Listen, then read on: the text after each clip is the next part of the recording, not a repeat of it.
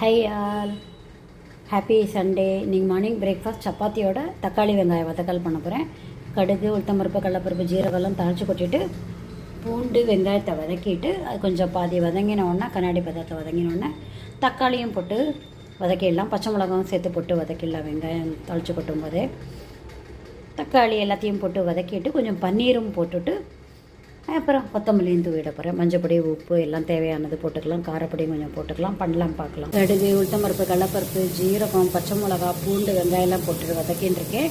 நெய் காய்ச்சின வாட்டில் தான் டேஸ்ட்டாக இருக்கும். கலர் மாறிட்டுன்னு பார்க்காதீங்க, நினைக்காதீங்க. இது கொஞ்சம் வதங்கினோன்னா தக்காளி போட்டு வதக்கலாம். வெங்காயம் தக்காளியும் போட்டிருக்கேன். உப்பு போட்டு மஞ்சப்பொடி போட்டு ஒன்றா வதக்கிடுது. உப்பு, மஞ்சப்பொடி, காரப்பொடியெல்லாம் போட்டு ஒன்றா வதக்கிடுது. சேர்த்து ஒன்றா வதக்கியாச்சு. நல்லா இது கொஞ்சம் வதங்கினதுக்கப்புறமா இன்னும் கொஞ்சம் வதங்கட்டும். அப்புறம் பன்னீரை ஊற்று போட்டு கொத்தமல்லி போட்டோம்னா ரெடி ஆகிடும். சூப்பர் சப்ஜி ரொட்டிக்கு தொட்டுக்கிறதுக்கு. பன்னீர் போட்டு கொத்தமல்லி போட்டாச்சு. ஒரு பிஞ்ச் வெள்ளைப்பொடி, ஜாகரி பவுடர் போட்டேன். ஒன்றா வதக்கினா ஆஃப் பண்ணிடலாம். ஒரு வதக்கிட்டு சூப்பரான சப்ஜி ரெடி எடுத்து ரொட்டிக்கு தொட்டுக்கிறதுக்கு இந்த மெத்தடில் பண்ணி பாருங்கள். சூப்பராக டேஸ்ட்டாக இருக்கும். சூப்பரான தக்காளி, வெங்காயம், பூண்டு, பன்னீர் சப்ஜி ரெடி இந்த மெத்தடில் பண்ணி பாருங்கள். டேஸ்ட்டாக இருக்கும். முதல்ல ஊற்று போடலான்னு பார்த்தேன். சரி, பீஸாக போட்டால் சாப்பிட்றதுக்கு நல்லாயிருக்கும். இப்படி பண்ணி ஃபுல்கா சப்பாத்தியோட இந்த பன்னீர், பூண்டு, தக்காளி, வெங்காயம் சப்ஜி சேர்த்து தொட்டுன்னு சாப்பிட்லாம். சூப்பராக இருக்கும் டேஸ்ட்டு. கமெண்ட் பண்ணுங்கள், சப்ஸ்கிரைப் பண்ணுங்கள். தேங்க்யூ ஸோ மச் ஃபார் வாட்சிங்.